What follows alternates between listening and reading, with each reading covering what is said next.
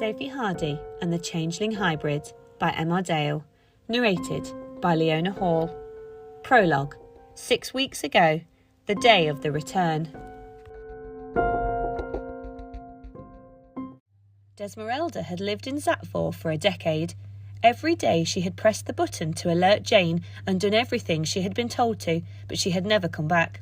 Within hours of her arriving in what was supposed to have been a temporary holding cell, all the guards had simply disappeared, and Desmeralda had come to realise that she was on her own. Not long after realising nobody was coming, she had broken out of her cell and started to mingle with the other inmates. There were monstrosities from all walks of what Earth had become: ogres, mermaids, sirens. Over time, she had become friends with a small group: an imp called Lynx, a monociello, a short, human-looking creature that dressed like a monk, named Eberron, and an astomy, another human-type creature that appeared to Desmeralda to be completely mute, as it had no mouth and completely incapable of making a sound, called Gangine. Another group member was an odd-looking alien named Calix, who had said he was from another planet and that he had been separated from his wife, much like Desmeralda had been split from her son. For years, Desmeralda listened to Calix talk about his beloved wife, but as the years passed, he became less and less lucid, and his stories seemed to make less and less sense, as the madness he was being driven into became more and more apparent. Spending the amount of time they had been locked up was enough to drive even the sanest of people mad. As the years went by, Desmeralda and Calix drifted apart as he grew wearier, yet more maniacal in his behaviour. Also, every time she spoke to him, her visions of Kingsley became clearer, and she could sense even more changeling inside her. Since then, Desmeralda had given up fighting the urges. She tried to send Kingsley telepathic messages every day, but they didn't appear to get through. She saw him looking distressed when he got them, and she had seen him get into trouble at school because he was so distracted, but Desmeralda couldn't help herself. She simply had to let her son know that his mum was coming for him. She didn't feel cross at Jane. There must have been a reason for her departure, along with the rest of the agents, but she just wanted to know why. Why had she been left all this time? Why wasn't she allowed to see her son? How could she explain the fact that she had missed him growing up? She just wanted answers. For years, the only powers that she had had were the ability to see and try to communicate telepathically with Kingsley, but recently, over about the last 4 weeks, she had felt herself hovering off the floor for a fraction of a second longer than she should be able to, and was starting to feel an immense force in her fingertips that she couldn't account for. As the last few weeks had gone on, she had been finding it harder and harder to resist the urge to channel the energies that now appeared within her. It had come to the fore only yesterday, when she had been talking to one of the sirens who had annoyed her so much by telling her that she would never see her son again. The power in her hands had gotten the better of her, and, as she pointed her finger at her, a bolt of blue had flashed out her finger, and the siren had disappeared right before her eyes. The power faded almost as soon as it had started, and if Desmeralda had learnt one thing over the last 10 years, it was to not draw attention to yourself while you were in Zatfor. So, she just acted like nothing had happened, but the incident, understandably, played on her mind.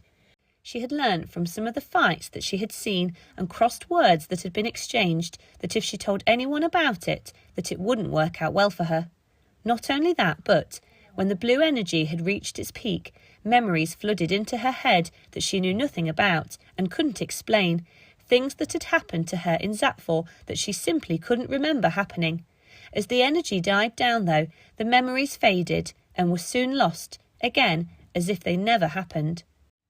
On this, what turned out to be her final day in Zatfor, Desmeralda had been sitting around the main floor of the prison, now keeping even further out of the way of the creatures she had come to know and be wary of, when she noticed 3 young girls, all wearing purple jumpers and black trousers, trying to discreetly make their way across the Zatfor floor.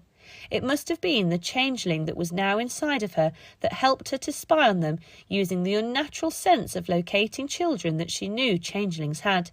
They stood out even more because Desmeralda thought she knew of every inmate in Zatfor, and that if there had been 3 human schoolgirls in there, she would have known about them, and they could only have been babies when Zatfor was seemingly locked down and the inmates abandoned. She watched them as they made their way across the floor where they were stopped by one of the Encantados, a creature well known for freaking all the inmates out, even the more dangerous ones. Desmeralda shuffled to try and get a view of their faces, but she couldn't see them. They had been walking away from her, but Desmeralda watched what they were doing with interest. Seconds later, and the girls had simply breezed past the Encantado and were about to disappear when a shout flew up from the back of the prison. Suddenly, every set of eyes was on the girls, who had opened a door that Desmeralda had never seen before, just to the left of the monumental main entrance and exit that every creature inside had at some point tried to open, but failed. The three dived in and pulled the door shut. A barrage of creatures bounded to the door and started banging on it. Desmeralda hung back. She studied the situation more carefully than the wild animals that she had lived with all this time. The tingle in her fingers grew ever stronger than it had previously. Her feet lifted her off the floor, and she ended up hovering a good 20 feet above it. She gazed around at the carnage. Every single living thing in the prison was bombarding the door. Her old friends, the imp, the Monticello, and the Astomy among them. The only one that wasn't was Calix, who remained at the top of the first set of stairs and was watching on in awe. Without a second thought about how she was doing it, Desmeralda flew herself over to the main exit. The flying just seemed to come naturally to her. The visions of Kingsley were becoming clearer. She knew where he was. She closed her eyes and took a deep breath. Memories again resurfaced, and Desmeralda was faced with a million things to do. She had to get to Kingsley, but she had to do something else first. What was it? She continued to try and concentrate, but just couldn't quite figure it out. When she opened her eyes again, the main exit was open, and out she and every other creature she had known in her time there flew. Immediately, she knew what she had to do and where she had to go.